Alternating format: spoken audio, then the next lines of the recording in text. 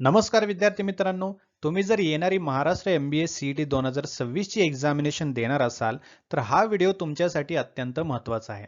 कारण आजच्या व्हिडिओमध्ये आपण 40+ एक्सपेक्टेड MCQs बघणार आहोत, ज्यामध्ये तुमचे हाय वेटेज युनिट्स असे आहेत, जसे की लॉजिकल रिझनिंग, व्हर्बल ॲबिलिटी यावरती आपण मोस्ट एक्सपेक्टेड MCQs बघणार आहोत. बघा, एक गोष्ट लक्षात घ्या, प्रिपरेशन करताना तुम्हाला ही गोष्ट माहिती पाहिजे, की एक्झामिनेशनमध्ये जे प्रश्न विचारले जातात त्यामधले 70% प्रश्न असे असतात जे की मागील वर्षामध्ये विचारलेले आहेत. पॅटर्न जो असतो एक्झॅक्टली सिमिलर असतो आणि त्याच पॅटर्ननुसार हे प्रश्न आजच्या सेशनमध्ये आपण बघणार आहोत. त्यामुळे याची खूप मोठी मदत तुम्हाला येणाऱ्या एक्झामिनेशनमध्ये होणार आहे. त्यामुळे सर्वांनी, प्रत्येक विद्यार्थ्यांनी हा व्हिडिओ शेवटपर्यंत पाहायचा आहे. पुढे जाण्याआधी अत्यंत महत्त्वाची गोष्ट तुम्हाला सांगू इच्छितो. तुम्ही जर MBA CET साठी सिरियसली प्रिपरेशन करत असाल आणि तुम्हाला तुमचं प्रिपरेशन बूस्टअप करून जास्तीत जास्त मार्क्स घ्यायचे असतील, तर त्यासाठी ग्लोबल ऑनलाईन घेऊन आलेला आहे MBA CET 2026 कंप्लीट कोर्स, ज्यामध्ये तुमचं MBA CETचं पूर्ण सिलेबस जो आहे तो लाईव्ह सेशन्समध्ये कव्हर केला जाणार आहे, जे की मराठी आणि इंग्लिश या कंबाईन लँग्वेजमध्ये इंटरॅक्टिव्ह लाईव्ह सेशन्स असणार आहेत. जर काही कारणास्तव लाईव्ह सेशन मिस झाला तर तुम्हाला त्याचं रेकॉर्डेड व्हर्जन सुद्धा मिळणार आहे, जेणेकरून तुम्हाला तुमचं प्रिपरेशन कुठेही थांबवता येणार नाही, कंटिन्यूमध्ये कन्सिस्टंटली तुमचं प्रिपरेशन होत राहील. त्यासोबत टॉपिक वाईज MCQs, फुल सिलेबस नोट्स आणि मॉक टेस्ट सुद्धा तुम्हाला मिळणार आहेत, जेणेकरून तुम्हाला एक्झॅक्टली एक्झामिनेशनचा फील येणार आहे. राईट. त्यासोबतच जास्तीत जास्त वेगवेगळ्या प्रश्नांची ओळख होण्यासाठी MCQ सिरीजचे PDF देखील तुम्हाला मिळणार आहे. सो ओव्हरऑल तुमचं पूर्ण प्रिपरेशन जे आहे ते एक्सपर्टच्या गायडन्सच्या अंडर होणार आहे आणि त्यासोबतच तुमचं प्रिपरेशन अगदी बूस्टअप होणार आहे. तर येत्या 26 जानेवारीपासून आपली नवीन बॅच जी आहे ते सुरू होत आहे.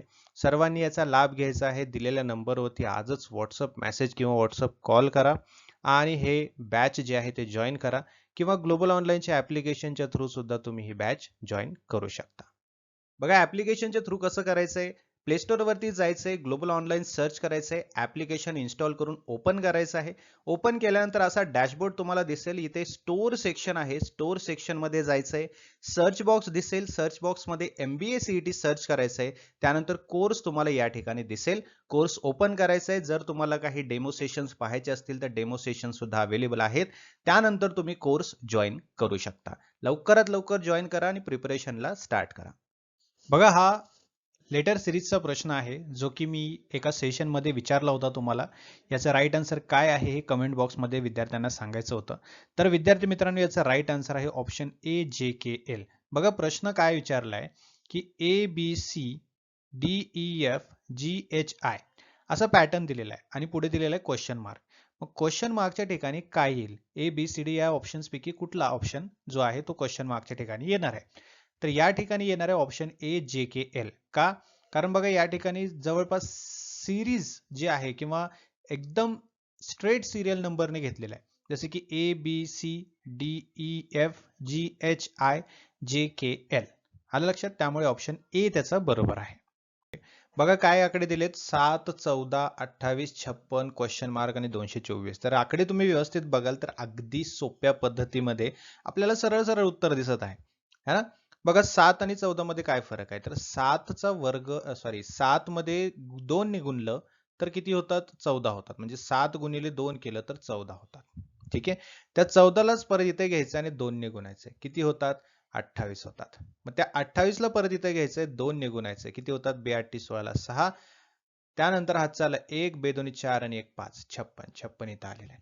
तसंच आपल्याला काय करायचं? 56 घ्यायचंय, 56ला 2 ने गुणायचंय. बेसक 12ला 2, हातचा आला 1, 2 पंचे 10 आणि 1 11. 112. मग इथे एक क्वेश्चन मार्कच्या ठिकाणी 112 म्हणजे सी ऑप्शन यायला पाहिजे.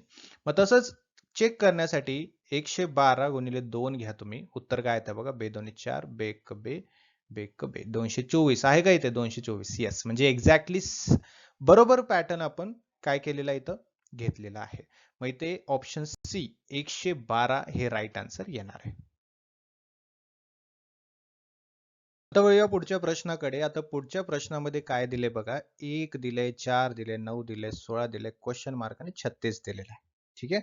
आता 1 आणि 4 मध्ये 3चा फरक आहे. 4 आणि 9 मध्ये 5चा फरक आहे. 9 आणि 16 मध्ये कितीचा फरक आहे? हे 6 आणि 1 7चा फरक आहे. है ना? त्यानंतर मग इथे जर बघितलं 3, 5, 7. आता इथे 9 यायला पाहिजे आणि पुढे 11 यायला पाहिजे. त्यानुसार आपण चेक करूया. 16 आणि 9 किती होतात? 25 होतात. ठीक आहे, 25. मग 25 मध्ये 11 जर मिक्स केले तर किती होतात? होतात 36. मग 36 बरोबर इथे आलेला आहे. याचा अर्थ काय आहे की या क्वेश्चन मार्कच्या ठिकाणी 25 असायला पाहिजे. मग क्वेश्चन बघा, ऑप्शन मध्ये 25 आहे का? येस, ऑप्शन सी जो आहे तो 25 आपल्याला दाखवतो आहे. याचा अर्थ काय आहे की 25 हे राईट आन्सर आहे. ऑप्शन सी हा राईट आन्सर आहे. ठीक आहे. कधी कधी प्रश्न असे असतात की अगदी सोपे असतात, बघितल्या क्षणीच आपल्याला ते उत्तर येऊ शकतं, है ना. आणि दुसरी गोष्ट म्हणजे एक्झामिनेशन मध्ये जवळपास 70% जी एक्झाम असते ती पूर्णपणे पीवायक्यूज बेस्ड असते किंवा मागील प्रश्नांच्या आधारावरती असते. आपण भरपूर सारे पीवायक्यूज बघितलेले आहेत. असं पण नाहीये की आपण ओव्हरऑल क्वेश्चन पेपर घेतलेला आहे आणि सोडवलेला आहे. कारण क्वेश्चन पेपरमध्ये एक सिमिलर क्वेश्चन नसतो, वेगवेगळ्या चॅप्टर वरती असतात, वेगवेगळ्या युनिट वरती असतात. आपण काय केलंय, प्रत्येक प्रश्नपत्रिकेमधून चॅप्टर वाईज आणि युनिट वाईज पीवायक्यूज काढलेले, जेणेकरून तुमचा प्रत्येक युनिट स्ट्रॉंग होईल, प्रत्येक चॅप्टर स्ट्रॉंग होईल. मग येणाऱ्या एक्झामिनेशन मध्ये जर तुमचा कुठलाही युनिट असेल किंवा कुठल्याही चॅप्टर वरती प्रश्न विचारला तर तुम्हाला तो इझिली सॉल्व्ह करता येईल. तुम्ही जर ते व्हिडिओ पाहिले नसतील, पीवायक्यूचे व्हिडिओ पाहिले नसतील, तर ते सुद्धा पाहून घ्या.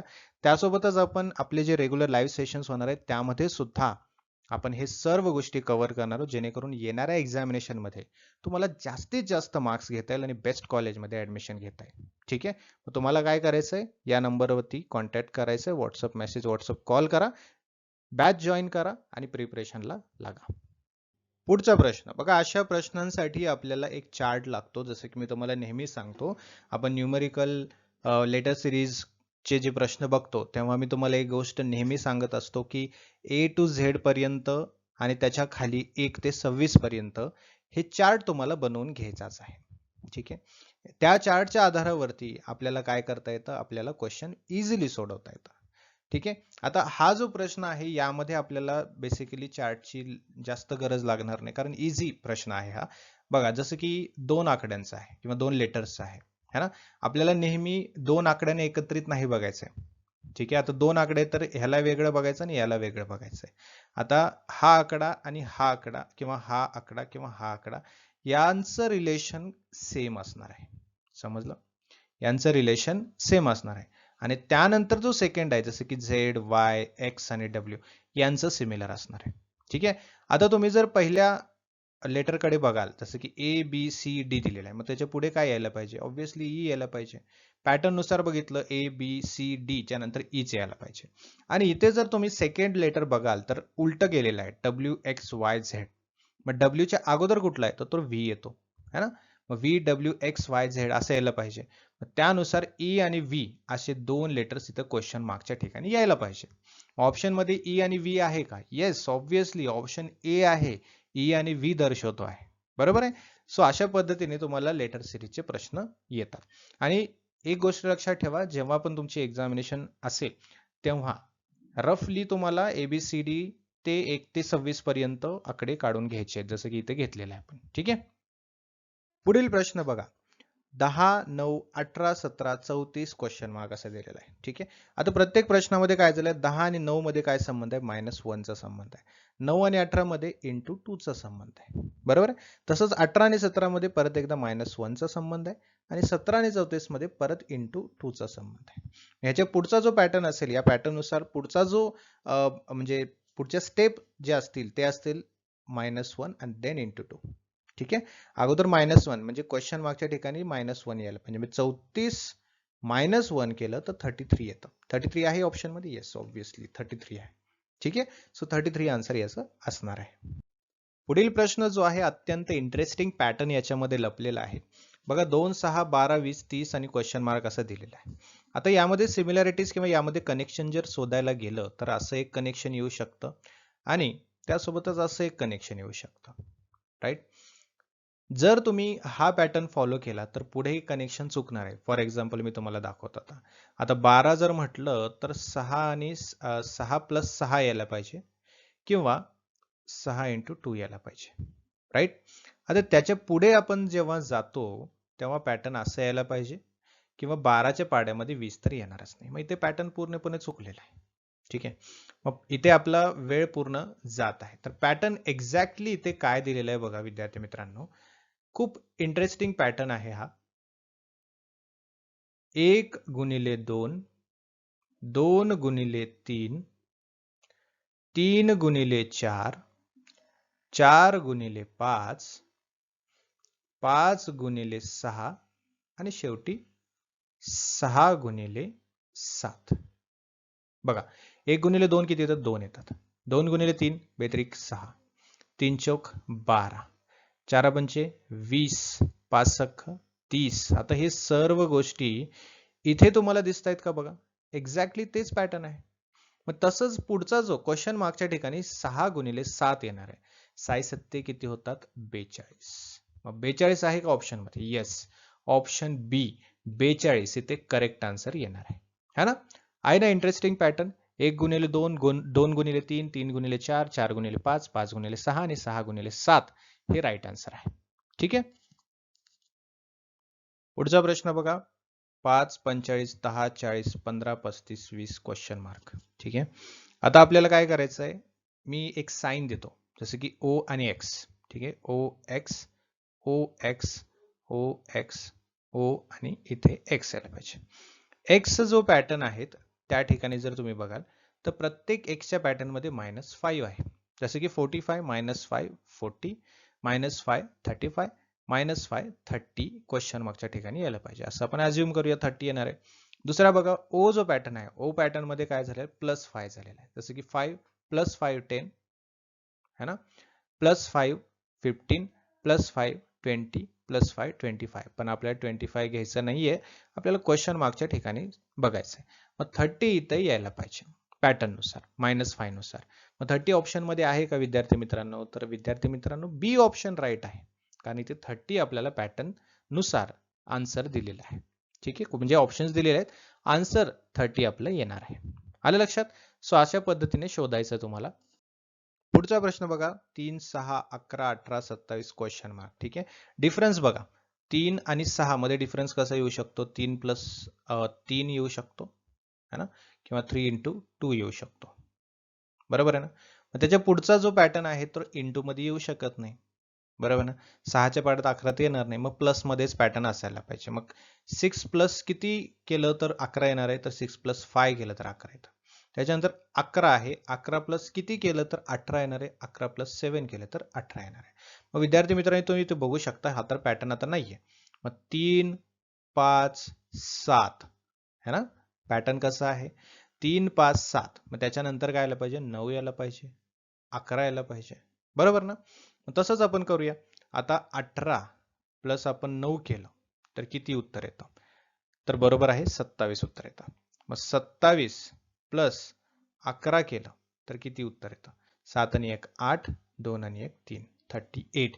38 आहे का विद्यार्थी मित्रांनो? येस, ऑप्शन बी 38 राईट आन्सर असणार आहे. ठीक आहे. पुढचा जो प्रश्न आहे तो नंबर आणि लेटर मिक्स असलेला आहे. जसं की इथे लेटर पण आहेत A, C, F, J, बरोबर आहे ना, आणि नंबर सुद्धा आहेत 1 4 9 16. बरोबर आहे. आता पॅटर्न जर आपण अल्फाबेट्स मध्ये घेतलं तर हा चार्ट आपल्याला कंपल्सरी लागणारच आहे. पहिला घेतलेला आहे A, दुसरा घेतलेला आहे C, तिसरा घेतलेला आहे F आणि चौथा घेतलेला आहे J. आता प्रत्येक ह्याच्यामध्ये गॅप बघा किती आहे. 1 चा गॅप आहे, इथे 2 चा गॅप आहे, इथे 3 चा गॅप आहे आणि पुढे 4 च्या गॅपने आपण घेऊया. मग जे नंतर 4, 1 2 3 4, 4 चा गॅप आणि यायला पाहिजे O. ठीक आहे.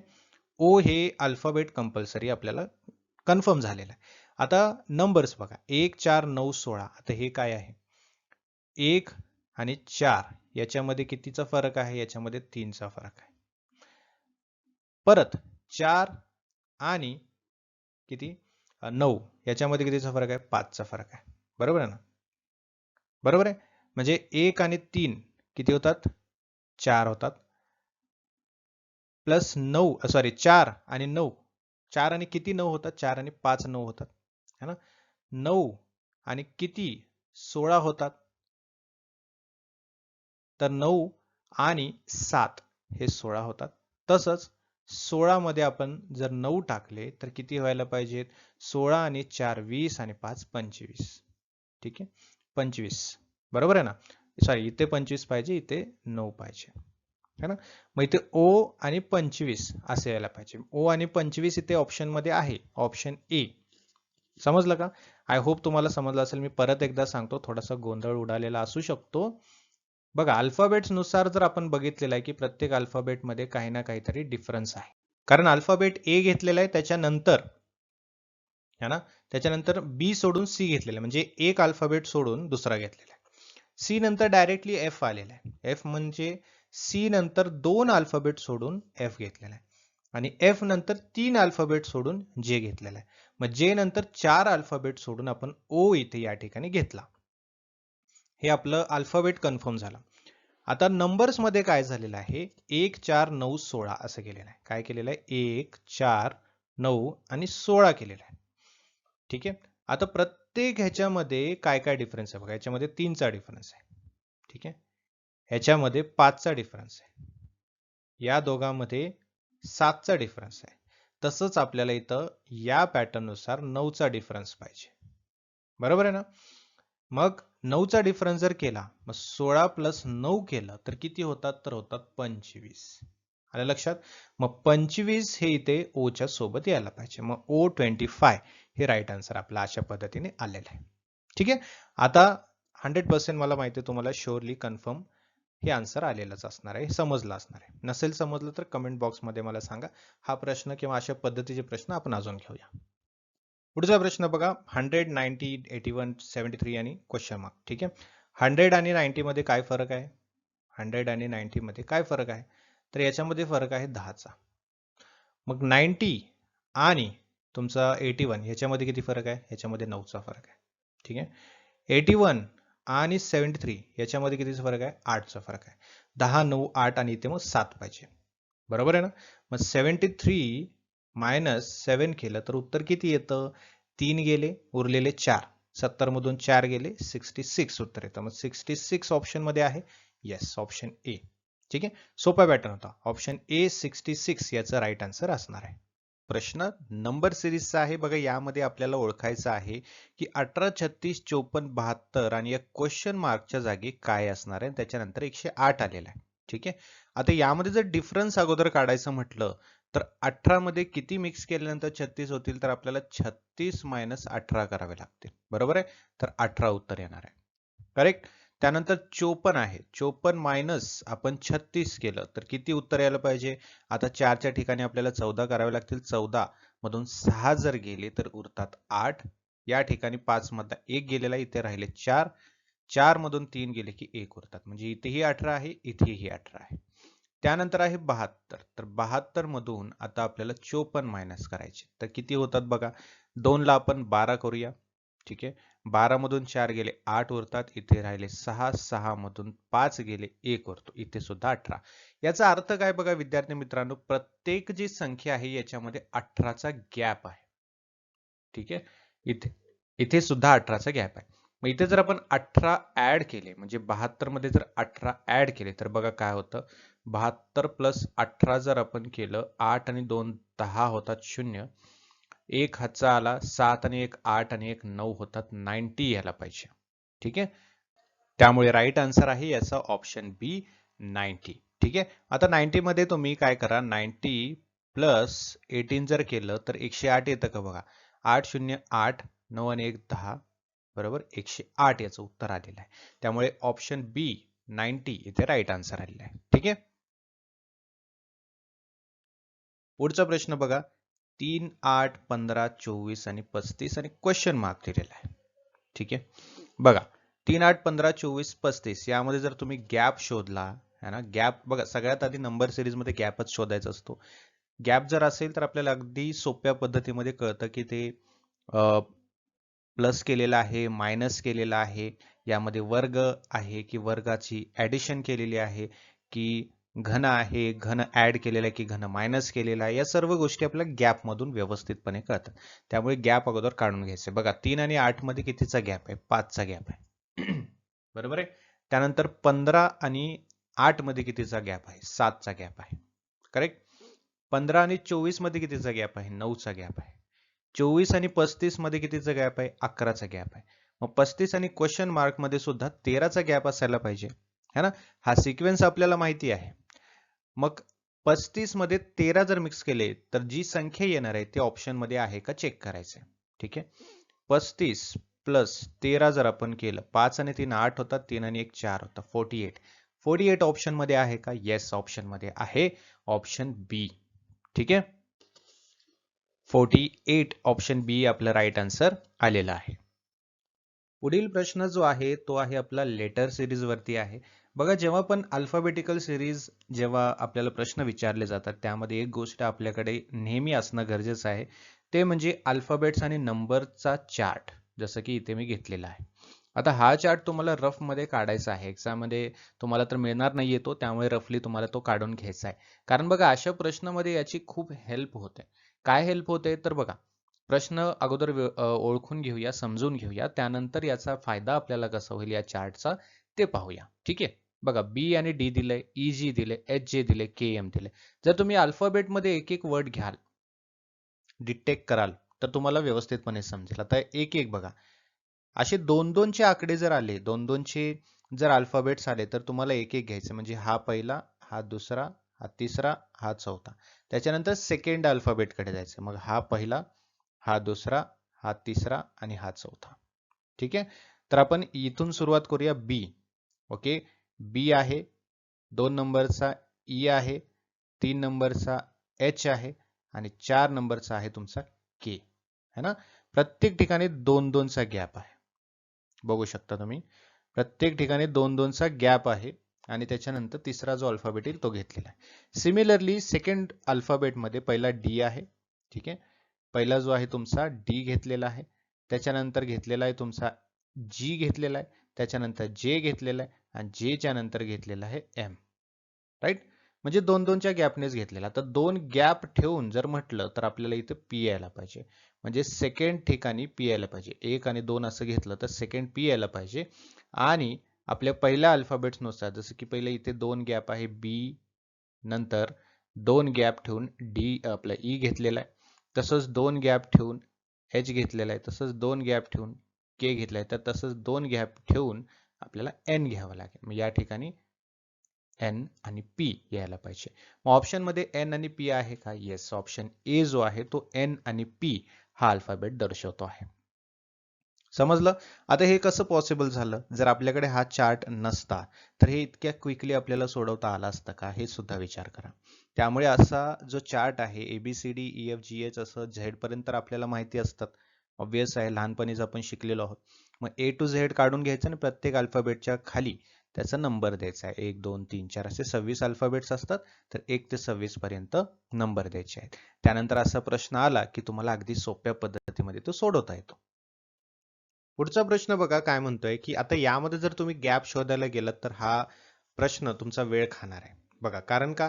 कारण इथं ऍडिशन झाले, परत सबट्रॅक्शन झाले, परत ऍडिशन, परत सबट्रॅक्शन झालेलं, मग इथे ऍडिशन व्हायला पाहिजे. ठीक आहे, मग ते काय संख्या यायला पाहिजे ते आता आपण पाहूया. ठीक आहे, बघा, 5 10 9 18 17 केलेला. तर 5 आणि 10 चा काय संबंध आहे? तर 5 गुणिले 2 केलं तर 10 होतं, है ना. परंतु त्याच्यानंतर 9 आलेला आहे, म्हणजे याचा अर्थ काय? -1 झालेला आहे. त्याच्या पुढे बघा मग काय झालेलं आहे. 9 आणि 18 मध्ये 9 गुणिले 2 केलं तर 18 होतं आणि त्याच्या पुढे 17 आहे, म्हणजे -1 केलेलं आहे परत. मग त्याचनुसार जर केलं 17 गुणिले 2 34, है ना. मग क्वेश्चन मार्कच्या ठिकाणी 34 आलं पाहिजे. 34 आहे का? येस, ऑप्शन बी इथे बरोबर आहे. ठीक आहे, ऑप्शन बी 34 इथे करेक्ट आन्सर आहे. आणि त्याच्या पुढे आपल्याला तर विचारले नाहीये, त्याच्या पुढे विचारलेलं असते तर -1 तिथे काय आलं असतं? 33 आलं असतं. ठीक आहे, सो राईट आन्सर आहे ऑप्शन बी 34. पुढचा प्रश्न बघा काय म्हटलेला आहे या ठिकाणी. संख्या दिलेली आहे 4 9 16 25 क्वेश्चन मार्क आणि 49.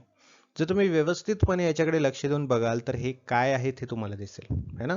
तुम्ही जर तुमच्या प्रिपरेशन मध्ये सर्व संख्यांचे वर्ग जर पाठ केलेले असतील तर तुम्हाला हा प्रश्न अगदी सोप्या पद्धतीत येणार आहे. कारण का? कारण हे सर्व जी संख्या आहेत हे सर्व वर्गच आहेत. 2 चा वर्ग, 3 चा वर्ग, 4 चा वर्ग, 5 चा वर्ग, है ना, 7 चा वर्ग. तर इथे कुठला राहिला? 6 चा वर्ग. मग 6 चा वर्ग काय? 6 गुणिले 6 काय होतं? 36 होतं. 36 आहे का ऑप्शन मध्ये? येस, ऑप्शन सी बरोबर आहे. सो असे प्रश्न सोपे तुम्हाला तेव्हाच वाटू शकतात जेव्हा तुमचं प्रिपरेशन झालेलं असेल. प्रिपरेशन काय? आता अशा संख्येच्या प्रश्नांसाठी तुम्हाला वर्ग पाठ पाहिजेत, तुम्हाला वर्ग माहिती पाहिजेत, घन माहिती पाहिजेत. मग तसे प्रश्न आले की ते तुम्हाला अगदी सोपे वाटणार आहेत. ठीक आहे, त्यामुळे preparation is the key. Preparation व्यवस्थित झालं की सगळे सोपे प्रश्न वाटायला लागतात. पुढचा प्रश्न बघा, दिसायला तर असा अवघड वाटतो आहे, बट अगदी सोपा प्रश्न आहे बघा. इथे दोन दोन संख्या दिलेत, 1, 3, 5 आणि 7. त्यासोबतच दोन अंकी संख्या आहे 50, 47, 44. ठीक आहे. आता 1 आणि 3 मध्ये बघितलं तर एक एक संख्या सोडलेली आहे, म्हणजे जसं की 1, 2, 3, 4, 5, 6, 7 असं आहे. ठीक आहे. मग 1 घेतलेला आहे, 2 सोडलेला आहे, 3 घेतलेला आहे, 4 सोडलेला आहे, 5 घेतलेला आहे, 6 सोडलेला आहे, 7 घेतलेला आहे. ठीक आहे. तसंच जे दोन अंकी संख्या आहे त्याच्यामध्ये जर तुम्ही बघाल 50 अगोदर घेतले, त्यामध्ये 3 मायनस केले 47, परत 3 मायनस केले 44, आता परत 3 मायनस केले तर 41 यायला पाहिजे. ठीक आहे. मग या ठिकाणी दोन अंकी संख्या यायला पाहिजे, नंतर इथे एक अंकी यायला पाहिजे. मग दोन अंकी संख्येच्या ठिकाणी क्वेश्चन मार्क दिलेला आहे. मग दोन अंकी संख्या ती कुठली असायला पाहिजे, तर ऑब्व्हियस आहे 41 असायला पाहिजे. 41 आहे का ऑप्शन मध्ये? येस. ऑप्शन डी 41 हा इथे राईट आन्सर आहे. ठीक आहे. अगदी सोपा प्रश्न होता. पुढचा प्रश्न बघा, अल्फाबेटिकल आहे, त्यामुळे आपल्याला हे चार्ट जो आहे तो कंपल्सरी लागणारच आहे. ठीक आहे. त्याशिवाय आपल्याला व्यवस्थितपणे कमी वेळेत सोप्यातल्या सोप्या पद्धतीमध्ये सोडवता येणार नाही. आता बघा, तीन तीन अल्फाबेटचे आपल्याला काय दिलेले आहेत, एक दिले आहेत, म्हणजे 1, 2, 3 आणि ते चौथा सुद्धा जो पार्ट असणार आहे तो सुद्धा 3 अल्फाबेटचाच असणार आहे. ठीक आहे. मग एक एक करून करायचं आहे आपल्याला. जसं की इथे आहे ए, दुसऱ्या पार्टमध्ये पहिला जो अल्फाबेट आहे तो आहे बी, तिसऱ्या पार्टमध्ये पहिला अल्फाबेट सी. ठीक आहे. म्हणजे ए बी सी आणि इथे काय असायला पाहिजे, इथे असायला पाहिजे डी. एक तर कन्फर्म झाला. ठीक आहे. त्यानंतर इथं सी डी ई, आता इथे काय असायला पाहिजे, एफ असायला पाहिजे. बरोबर आहे. त्यानंतर ई एफ जी आणि इथे एच असायला पाहिजे, डी एफ एच. आहे का ऑप्शन मध्ये? येस. ऑब्विसली ऑप्शन ए हे राईट आन्सर असणार आहे. ठीक आहे. सोप्या पद्धतीने आहे, तर अशा पद्धतीमध्ये किंवा अशा पद्धतीचे प्रश्न तुम्हाला एक्झामिनेशन मध्ये सुद्धा बघायला मिळतील. पुढचा प्रश्न बघा, 6, 13, 27, 55 आणि क्वेश्चन मार्क दिलेला आहे. ठीक आहे. मग 6 मध्ये किती मिक्स केल्यानंतर 13 होतात, तर 6 मध्ये 7 मिक्स केले की 13 होतात. राईट. मग 13 मध्ये किती मिक्स केल्यानंतर 27 होतात, तर 13 मध्ये 14 मिक्स केले की 27 होतात. करेक्ट. 27 मध्ये किती मिक्स केल्यानंतर 55 होतात, तर 27 मध्ये 28 मिक्स केले की 55 होतात. ठीक आहे. म्हणजे प्रत्येक संख्येमध्ये है ना, तितक्याच संख्येने काय करायचं आहे, बेरीज करायचं आहे आणि +1 करायचं आहे. म्हणजे 27 आणि 27 54 होतात, +1 55 होतात. मग आपण त्यापेक्षा काय केलंय, 27 + 28 केलेलं आहे, म्हणजे 27 27 +1, 13 आणि 13 +1, 6 आणि 6 +1 है ना. आता 6 आणि 6 +1 म्हणजे 6 आणि 7च असणार आहे. 13 आणि 13 +1 म्हटलं म्हणजे 13 आणि 14च होणार आहे. बरोबर आहे. त्यामुळे तसंच 55 आणि 55 केलं तर किती होतात, 110 होतात, +1 म्हणजे 111. मग 55 + 56 केला तर किती होतात, 5 आणि 6 11 ला 1, हातच्या आला 1, 5 आणि 5 10 आणि 1 11, 111. 111 आहे का ऑप्शन मध्ये? बघा विद्यार्थी मित्रांनो, ऑप्शन सी हे 111 आहे, त्यामुळे ऑप्शन सी आपला राईट आन्सर येतो आहे. ठीक आहे. म्हणजे क्वेश्चन मार्कच्या ठिकाणी असणारे 111. पुढील प्रश्न बघा, हा अल्फाबेट्स प्लस नंबर्स मिक्स प्रश्न आहे. ठीक आहे. बघा, ए सी एफ जे दिलेला आहे, त्यानंतर 1 3 6 10 दिलेला आहे. ठीक आहे. आता सिक्वेन्स नुसार बघितलं तर पहिला ए घेतलाय, त्यानंतर सी घेतलाय, त्यानंतर एफ घेतलाय, त्यानंतर जे घेतलाय. ठीक आहे. 1 चा गॅप, 2 चा गॅप, 3 चा गॅप. आता इथं जर 4 चा गॅप दिला आपण तर यायला पाहिजे ओ. ठीक आहे, ओ. ऑप्शन मध्ये बघायला गेलं तर ओ ने स्टार्ट होणारा एकही ऑप्शन नाही, इथे एन आहे, इथे पी आहे, इथे एम आहे. ओ ने स्टार्ट होणारा एकच आहे, ऑप्शन ए. बरोबर आहे ना. त्यानुसार आपल्याला राईट आन्सर जर म्हटलं तर ऑप्शन ए असायला पाहिजे. आणि त्यासोबतच 15 म्हणजे जो अल्फाबेट आहे त्या अल्फाबेटचा नंबर, जसं की ओ चा 15 हा नंबर आहे, तर ओ 15. ठीक आहे. पुढचा क्वेश्चन बघा, 2 6 12 20 दिलेला आहे. ठीक आहे. 2 6 12 20 असे आकडे आपल्याला दिलेले आहेत. आता याच्यामध्ये काय झालेलं आहे बघा, तर प्रत्येक संख्येने म्हणजे 1 गुणिले 2 केलं तर 2 येतात. ठीक आहे. 2 गुणिले 3 केलं तर 6 येतात. 3 गुणिले 4 केलं तर 12 येतात. 4 गुणिले 5 केलं तर 20 येतात.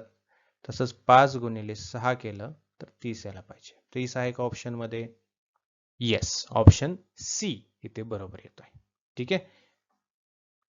So this is all about today's session everyone. आजच्या सेशनमध्ये जे काही प्रश्न आपण पाहिलेले आहेत ते तुमच्या प्रॅक्टिससाठी अत्यंत महत्त्वाचे आहेत, जेणेकरून तुमची प्रॅक्टिस होईल आणि अशा पद्धतीचे प्रश्न तुम्ही एक्झामिनेशनमध्ये कमीत कमी वेळेमध्ये सोडवाल आणि जास्तीत जास्त मार्क्स घेऊ शकाल. आणखीन काही अडचण असेल तर कमेंट बॉक्समध्ये विचारू शकता आणि लवकरात लवकर प्रिपरेशनला स्टार्ट करायचं आहे. तुमचं प्रिपरेशनला जर तुम्हाला बूस्टअप करायचं असेल तर या नंबरवरती कॉन्टॅक्ट करून बॅच जॉईन करा आणि प्रिपरेशनला बूस्टअप करा. ठीक आहे. तर पहिला प्रश्न आहे तुमचा क्वेश्चन टॅगचा. बघा, क्वेश्चन टॅगमध्ये प्रायमरी गोष्ट म्हणजे सगळ्यात अगोदर तुम्हाला हे समजायचं आहे की जर निगेटिव्ह सेंटेन्स असेल तर त्याला पॉझिटिव्हमध्ये कन्वर्ट करायचं आणि पॉझिटिव्ह सेंटेन्स असेल तर त्याला निगेटिव्हमध्ये कन्वर्ट करायचं. ठीक आहे. आता हा सेंटेन्स म्हणतोय की शी हार्डली स्पीक्स टू एनीवन, म्हणजे ती क्वचितच कोणाशी तरी बोलत असेल. राईट. म्हणजे हा निगेटिव्ह सेंटेन्स आहे, तर याला काय करायचं आता या फॉर्मॅटमध्ये आपल्याला करायचं, म्हणजे निगेटिव्हचं पॉझिटिव्ह करायचं आहे. मग यामध्ये जो क्रियापद आहे तो आहे स्पीक्स, तो आहे अनेकवचनी. बरोबर आहे. आणि दुसरी गोष्ट, शी हार्डली स्पीक्स टू एनीवन हा प्रेझेंट टेन्स आहे. मग प्रेझेंट टेन्सचा जो सेंटेन्स आहे त्याला प्रेझेंट टेन्समध्येच क्वेश्चन टॅग करावं लागतं. मग विल शी येईल का? नाही. डीड शी येईल का? नाही. अनेक वचने असल्यामुळे ते इज सुद्धा येणार नाही. प्रेझेंट टेन्स असूनही इज येणार नाही, कारण ते अनेक वचने हे तुमचं काय आहे, तुमचं क्रियापद आहे. मग डज नॉट शी येईल का? नाही, कारण आपल्याला पॉझिटिव्ह करायचं, निगेटिव्ह नाही करायचं. राईट. मग हे सुद्धा गेलं, उरलं आपलं option A, does she. Okay. Question tag काय असतं बघा, सेंटेन्स दिलेला असतो, नॉर्मल सेंटेन्स दिलेला असतो, त्यानंतर आपल्याला त्याला काय करायचं, कॉमा द्यायचं आणि त्याला नंतर क्वेश्चन मध्ये कन्वर्ट करायचं आहे. ठीक आहे. म्हणजे इथे कसं सेंटेन्स दिलेलं आहे की शी हार्डली स्पीक्स टू एनीवन, ती क्वचितच कोणाशी तरी बोलत असेल. आणि त्याच्या पुढे आपल्याला क्वेश्चन कसं करायचं आहे, मग कॉमा द्यायचा आहे आणि त्याच्यानंतर आपल्याला टेन्स ओळखून त्याचं क्रियापद लिहायचं, म्हणजे डज शी, है ना, करते का किंवा बोलते का, है ना, अशा पद्धतीने. मध्ये काय झालं, ते क्वेश्चन मार्क तयार होतो, क्वेश्चन तयार होतो. आलं लक्षात. आणखीन काही क्वेश्चन टॅगचे प्रश्न आहेत, आपण पुढे बघूया. पुढचा जो क्वेश्चन आहे त्यामध्ये आपल्याला ओळखायचं की जो करेक्ट स्टेटमेंट जो आहे, किंवा यालाच आपण असंही म्हणू शकतो की एरर स्पॉटिंग असं सुद्धा म्हणू शकतो, यामधले एरर कुठला आहे. आता बघा, पूर्ण एक वाक्य असतं जसं की he is one of the best player who has scored many centuries in cricket. Okay. आता he is one of the best player हा एक सेंटेन्स आहे. Who has scored B, many centuries C, in cricket D, आणि यामध्ये कुठला जर error नसेल तर ई असं ऑप्शन येऊ शकतं. मग या पूर्ण सेंटेन्समध्ये कुठला भाग जो आहे किंवा कुठलं ऑप्शन जे आहे ते चुकीचं आहे ग्रॅमॅटिकली, हे आपल्याला ओळखायचं असतं. बघा, ही is one of the best player असं लिहिलं आहे. आता वन ऑफ द म्हणजे बाकीच्यांपैकी एक आहे, है ना. मग बाकीच्यांपैकी म्हणजे ते अनेक वचनी झालं, तर इथे काय दिलेलं आहे, ते प्लेयर्स असायला पाहिजे, बट प्लेयर दिलेलं आहे. ते जर प्लेयर्स असतं तर हे सेंटेन्स बरोबर झालं असतं. Who has scored many centuries in cricket हे बरोबर आहे, बट प्लेयर्स याच्या अनेक वचनी जागी एक वचनी दिल्यामुळे ऑप्शन ए जो आहे किंवा ए स्टेटमेंट जो आहे तो इथे चुकीचा ठरत आहे. त्यामुळे ऑप्शन ए इथे बरोबर येतोय. पुढचा प्रश्न आहे सिलेक्ट द करेक्ट सेंटेन्स. आता या ठिकाणी तुम्हाला 5 सेंटेन्स दिलेले आहेत, 5 वाक्य दिलेले आहेत. या 5 वाक्यांपैकी तुम्हाला एक असं वाक्य ओळखायचं जे की चुकीचं आहे. मग ते ग्रॅमॅटिकली इंग्लिशमध्ये चुकीचं असणार आहे. ठीक आहे. एक एक सेंटेन्स बघूया आपण. He is superior than me, he is superior to me, he is more superior to me, he is superior from me, आणि he is most superior to me. ठीक आहे. आता यामध्ये बघा, करेक्ट सेंटेन्स जर म्हटलं तर तो यायला पाहिजे option B, he is superior to me. ठीक आहे. आता बघा, जेव्हा ही सुपिरियर, इन्फेरियर, सिनियर, ज्युनियर असे जर शब्द आले तर या शब्दांच्या बरोबर टू असतं, है ना. टू प्रिपोजिशन वापरतो. दॅन, मोर, मोस्ट हे याच्यापैकी काही येत नाही, है ना. आता सुपिरियर आहे म्हणजे ऑब्व्हियसली तो जास्तच आहे, इन्फेरियर आहे म्हणजे तो ऑब्व्हियसली कमीच आहे, सिनियर आहे म्हणजे तो सिनियरच आहे, बरोबर आहे ना, त्याच्यापेक्षा जास्तच आहे. मग मोस्ट आहे, मोर आहे, दॅन आहे असं येणार नाही, टू सिनियर असणार आहे. ठीक आहे.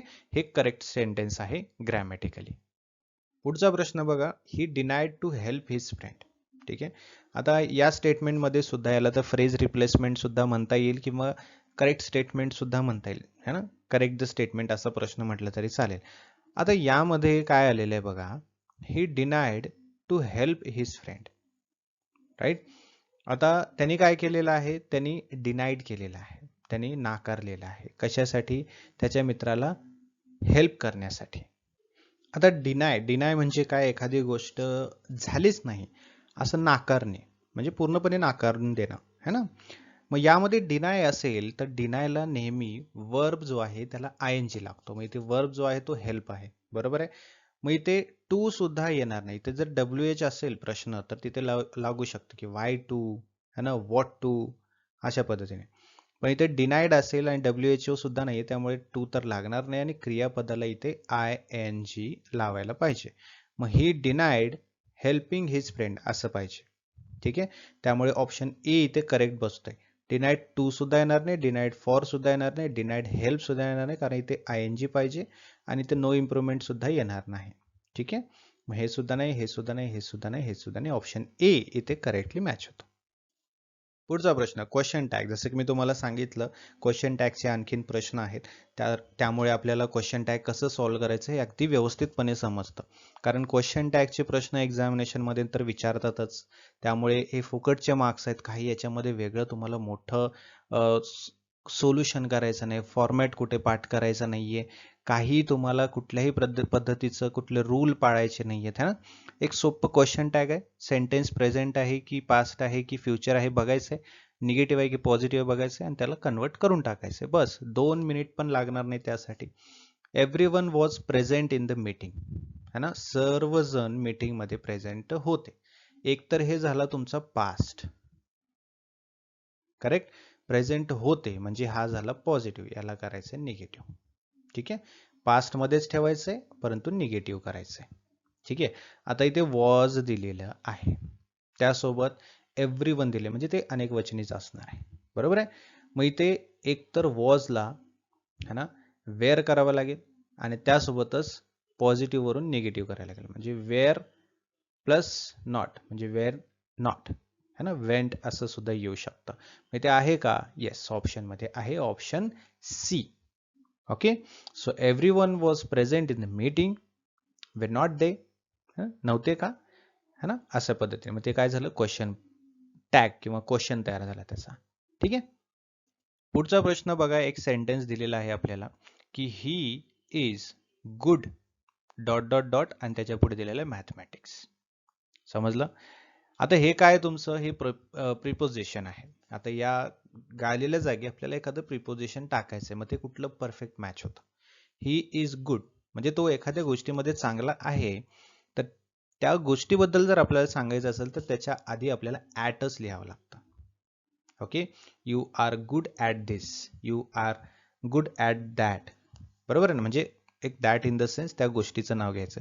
जसं की ही इज गुड, है ना, at playing, he is good at moving, he is good at mathematics.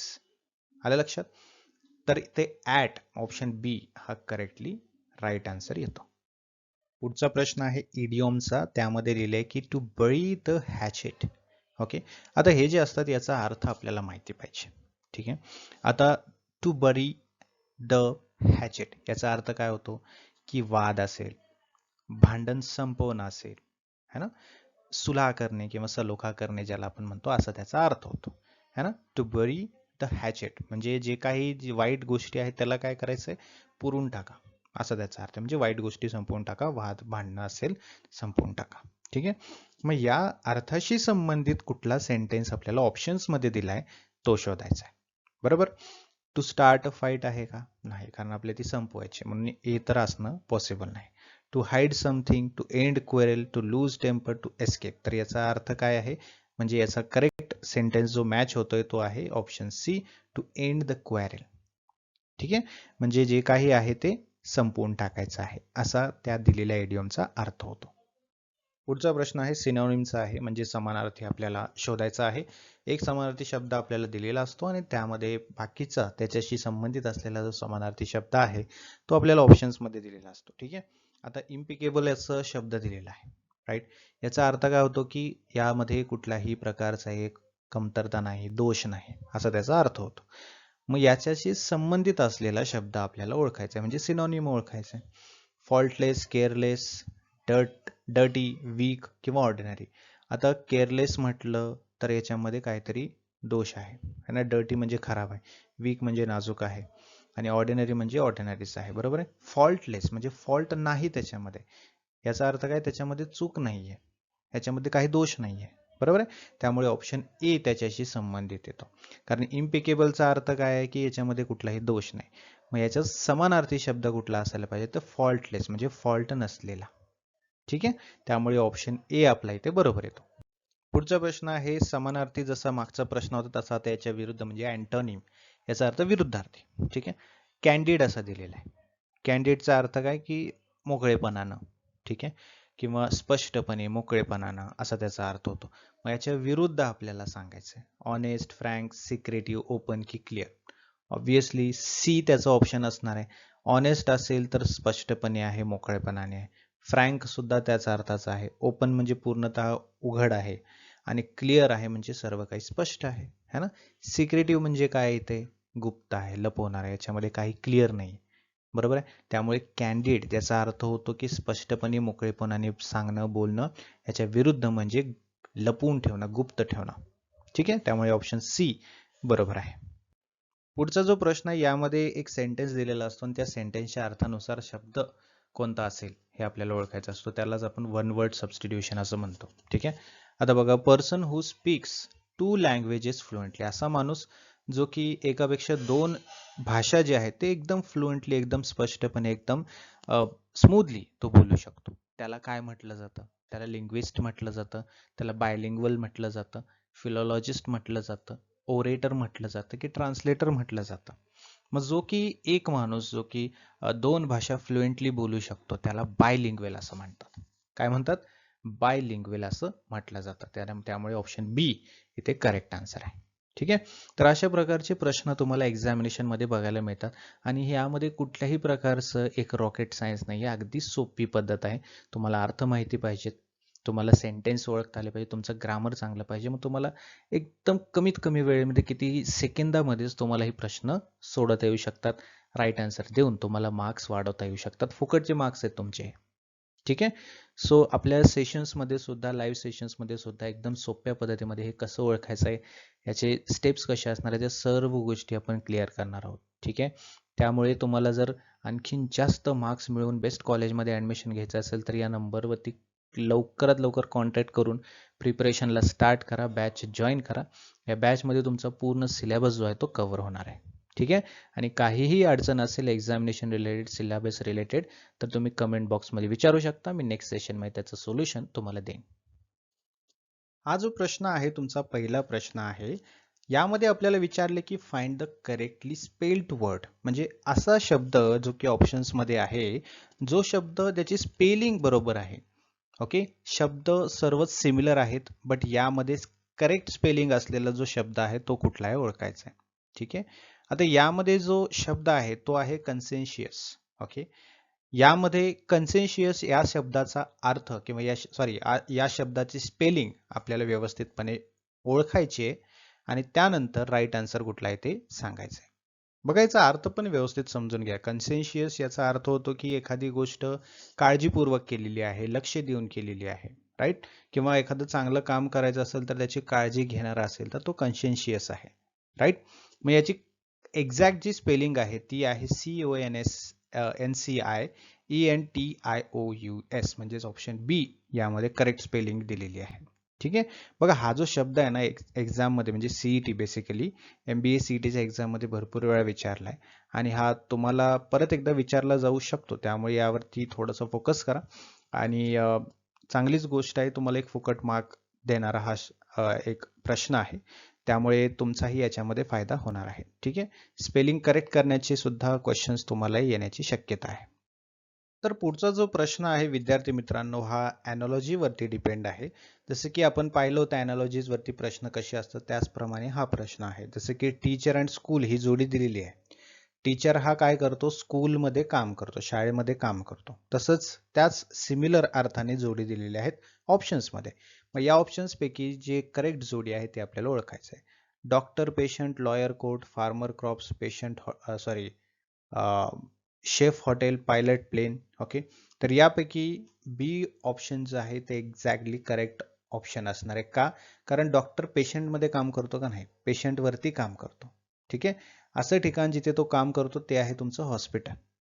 त्यानंतर फार्मर हा फार्म मध्ये काम करतो, शेतामध्ये काम करतो. ठीक आहे, पिकामध्ये नाही, पिकांवरती काम करतो. शेफ हा हॉटेलमध्ये काम करतो, मान्य आहे. बट हॉटेलमध्ये पण त्याचं जे डिपार्टमेंट आहेत, हॉटेलमध्ये वेगवेगळे डिपार्टमेंट्स असतात, बरोबर आहे ना. आणि शेफ जो आहे तो कुठे काम करतो, तो काम करतो किचनमध्ये. पायलट जो आहे त्याचं जे कामाचं ठिकाण आहे ते आहे तुमचं एअरपोर्ट. आलं लक्षात. त्यामुळे पायलट प्लेन हे व्हेरी स्पेसिफिक झालं आपल्याला, जसं की इथं इन जनरल सांगायचं आहे, टीचर स्कूल जशी जोडी आहे त्याचप्रमाणे. तसंच लॉयर कोर्ट हे एक्झॅक्टली बरोबर आहे. त्यानंतर बघा तुम्हाला इडियम दिलेला आहे ॲट सिक्सेस अँड सेव्हन्स. काय दिलेलं आहे? At sixes and सेव्हन्स. याचा अर्थ काय होतो की अशी अवस्था जी की पूर्णपणे विस्कळीत झालेली आहे किंवा गोंधळलेली आहे, अशी अवस्था किंवा विस्कळलेली स्थिती असं म्हटलं तरी चालेल. ठीक आहे, मग याच्या अर्थाशी संबंधित असणारा जो ऑप्शन आहे तो आपल्याला बघायचा आहे आणि त्याचं राईट आन्सर जे आहे ते कमेंट बॉक्समध्ये सुद्धा तुम्हाला सांगायचं आहे. मग A B C D E काय आहे याचं right answer? At sixes and seven. याचा अर्थ काय होतो की विखुरलेली स्थिती किंवा विस्कळीत स्थिती, राईट, गोंधळलेली परिस्थिती, अवस्था, असा त्याचा अर्थ होतो. मग व्हेरी हॅपी आहे का, की इन कन्फ्युजन आहे, की वेल ऑर्गनाइज्ड, अँग्री, बिझी? ऑब्विस आहे, सोप्पं सोप्पं याचा आन्सर आहे in confusion. At sixes and सेव्हन्स याचा अर्थ काय आहे की विस्कळीत झालेला, गोंधळलेली अवस्था आहे. मग इन कन्फ्युजन म्हटलं तरी कन्फ्युजन असणं म्हणजे काय, ते सुद्धा गोंधळलेलंच आहे. मग राईट आन्सर आपलं ऑप्शन बी येणार आहे, जे की आपल्या इडियमशी जुळतो आहे. ठीक आहे, पुढे आहे तुमचा अँटोनिम दिलेला आहे. त्यामध्ये शब्द दिलाय की मेटिक्युलस. ओके, आता मेटिक्युलस म्हणजे काय? अतिशय केअरफुल है ना, अतिशय काळजीपूर्वक, राईट. मग काळजीपूर्वक आहे तर अँटोनिम विचारलंय आपल्याला, है ना. अँटोनिम म्हणजे विरुद्धार्थी, सिनोनिम म्हणजे समानार्थी. अँटोनिम विचारले याचा अर्थ मेटिक्युलस याचा अर्थ काय आहे? अतिशय काळजीपूर्वक. मग त्याचं विरुद्ध आपल्याला बघायचं, केअरफुल, प्रिसाइज, कॅज्युअल, ॲक्युरेट की थोरो. ओके, सो राईट आन्सर जो आहे तो आहे ऑप्शन सी, म्हणजेच काय, कॅज्युअल आहे. कॅज्युअल म्हणजे काय, निष्काळजीपणाने. आणि मेटिक्युलस म्हणजे काळजीपूर्वक, केअरफुल म्हणजे काळजीपूर्वक, प्रिसाइज म्हणजे एकदम क्लिअरली, है ना. ॲक्युरेट म्हणजे तर तुम्हाला माहिती आहे, एकदम राईट टाइमला, एकदम परफेक्टली क्लिअर ठेवून, राईट. आणि थोरो म्हणजे सुद्धा एकदम परफेक्टली करणं. मेटिक्युलस म्हणजे या सर्व ए बी डी ई या सर्व शब्दांचा सिमिलर अर्थ आहे. बट सिमिलर न सांगता आपल्याला विरुद्ध सांगायचं, जो की कॅज्युअल आहे. कॅज्युअल म्हणजे जो की इतका काळजीपूर्वक नसतो, नॉर्मल असतो. नॉर्मल इन द सेन्स काळजीपूर्वक न करता एकदम ओव्हरव्ह्यू केल्यासारखं. ठीक आहे, त्यामुळे ऑप्शन सी इथे बरोबर येतो. पुढील प्रश्न, neither of the two answers dot dot dot correct. ठीक आहे, आता याच्यामध्ये आपल्याला सांगायचं आहे की आर येईल की वेअर येईल, इज येईल, हॅव बीन येईल की बीइंग येईल. Neither of the two answers, okay, are correct, were correct, is correct, have been correct or being correct. तर इथे काय यायला पाहिजे बघा, neither of the two answers. Okay, neither of the two म्हणजे त्या दोन पैकी, ठीक आहे, दोन पैकी कुठलंही आन्सर करेक्ट नाही, असं त्याचा अर्थ येतो. ओके, मग एकही आलं म्हणजे एक वचनीच झालं, ते अनेक वचनी नाही येते, मग त्यामुळे त्या ठिकाणी काय आलं पाहिजे, इज यायला पाहिजे. Neither of the two answers is correct. समजलं? कारण हे कशाबद्दल सांगितलंय की जो एक करेक्ट आन्सर आहे त्याच्याबद्दल सांगितलंय. हे टू आन्सर जे आहेत दिलेले त्याच्याबद्दल नाही सांगत आहे, नायदर ऑफ म्हटलंय. नायदर ऑफ म्हणजे त्यापैकी एक ही आन्सर है ना, असं त्याचा अर्थ होतो. त्यामुळे एक वचनी आलंय, सिंगल आलंय, त्यामुळे इज येतं. ओके, सो राईट आन्सर आहे ऑप्शन सी, इज. पुढचा प्रश्न बघा, परत एकदा आपल्याला एरर स्पॉटिंगचा प्रश्न विचारलाय. जसं की A B C D E असे 5-5 भागामध्ये हे सेंटेन्सेस दिलेले असतात आणि त्यापैकी जो पार्ट आहे त्या सेंटेन्सचा जो की चुकीचा आहे तो ओळखायचा असतो आणि आपल्याला आन्सर द्यायचा असतं. ठीक आहे, जसं की he instead that I should accompany him to the station yesterday night. Okay, आणि शेवटचा असतो नो एरर. आता इथे सेंटेन्सचा एक पार्ट आहे जो की ए आहे, सेकंड पार्ट आहे दॅट आय शुड अकंपनाय, तो बी पार्ट आहे, him to the station C part आहे, येस्टरडे नाईट हा डी पार्ट आहे, आणि त्यापैकी कुठलंही जर बरोबर किंवा चुकीचं नसेल तर नो एरर असं ई आपल्याला सिलेक्ट करायचं असतं. यामध्ये बघा, he insisted that I should accompany okay him to the station, right, yesterday night. आता यामध्ये काय झालंय, यामध्ये आपला ऑप्शन डी जो आहे म्हणजे येस्टरडे नाईट जो आहे तो इथे चुकीचा आहे. आता येस्टरडे नाईट नाही यायला पाहिजे, तर इथे यायला पाहिजे last night. He insisted that I should accompany him to the station last night, not yesterday night. yesterday night असा शब्द नसतो, लास्ट नाईट असा आपल्याला शब्द वापरायचा असतो. सो डी जो आहे येस्टरडे नाईट इथे एरर स्पॉट आपण केलेला आहे. पुढचा जो प्रश्न आहे तो परत एकदा तुमचा इडियम वरती आहे. To throw cold water on. काय म्हटलंय? To throw cold water on. याचा अर्थ होतो की कोणाच्या तरी उत्साहावर, कोणाच्या तरी एक्साइटमेंटवर पूर्णपणे पाणी फेरणे. समजलं? निरुत्साही करणे एखाद्याला, त्याचा अर्थ आहे, त्या अर्थाचा तो इडियम आहे की to throw cold water on. ठीक आहे, मग त्याच्याशी संबंधित, त्याच्या अर्थाशी संबंधित असलेला सेंटेन्स आपल्याला ओळखायचा आहे. To encourage someone, to criticise harshly, to discourage or dampen enthusiasm, or to ignore completely, or to support strongly. तर ऑब्व्हियसली ऑप्शन सी इथे बरोबर आहे ना, कारण तो एक्झॅक्टली मॅच करतोय है ना. इडियमचा जो अर्थ आहे to throw cold water on म्हणजे एखाद्याला निरुत्साही करणं, त्याचा उत्साह पूर्णपणे मारून टाकणं. आणि सी जो ऑप्शन आहे तो सांगतोय की डिस्करेज करणं, है ना, एखाद्याचा जो उत्साह आहे तो कमी करणं. आणि डॅम्पन एन्थुझियाझम, एन्थुझियाझम म्हणजे काय, तुझ्यामध्ये जे काही उत्साह आहे तो पूर्णपणे कमी करणं, डॅम्पन करणं. ठीक आहे, म्हणजे सी ऑप्शन जो आहे तो एक्झॅक्टली मॅच करतोय. पुढील प्रश्न सिनॉनिम दिलेला आहे आपल्याला. ठीक आहे, म्हणजे शब्द दिलाय त्याचा सिनॉनिम ओळखायचा आहे आपल्याला. शब्द दिलाय फ्रुजल. ठीक आहे, फ्रुजलचा अर्थ होतो की काटकसरीने, है ना, किंवा मितव्ययी म्हणतो आपण त्याला, राईट. मग याचा जो सिमिलर अर्थ असणार आहे तो असणार आहे तुमचा ऑप्शन सी, म्हणजेच इकॉनॉमिकल, राईट. हा जो की फ्रुगल किंवा फ्रुजल या अर्थाशी किंवा या शब्दाशी संबंधित आहे. ठीक आहे. पुढील प्रश्न, सिलेक्ट द करेक्ट सेंटेन्स. परत एकदा आपल्याला सेंटेन्सेस दिलेले आहेत आणि त्यामधला जो करेक्ट सेंटेन्स आहे तो आपल्याला ओळखायचा आहे. ठीक आहे. Scarcely had he reached the station when the train left, right. Scarcely had he reached the station than the train left. Scarcely he had reached the station when the train left, and scarcely had he reached the station when the train left, किंवा scarcely had he reached the station then the train left. यामध्ये correct काय यायला पाहिजे सांगा. आता बघा, जर format तुम्ही बघितला किंवा रूल तुम्ही बघितलं तर पहिल्या यायला पाहिजे scarcely, right, had, okay, then subject, then वर्डचा third form, okay, then when वगैरे जे काही येईल ते पुढे त्याच्या पुढचं. ओके, त्यानुसार जर बघितलं तर आपला ऑप्शन ए इथे बरोबर आहे. स्कार्सली हॅड आलं बरोबर. ठीक आहे, त्यानंतर he reached the station, right, when the train left, असं त्याचं पूर्ण फॉर्मॅटनुसार करेक्ट आन्सर येणार आहे ऑप्शन ए. ठीक आहे.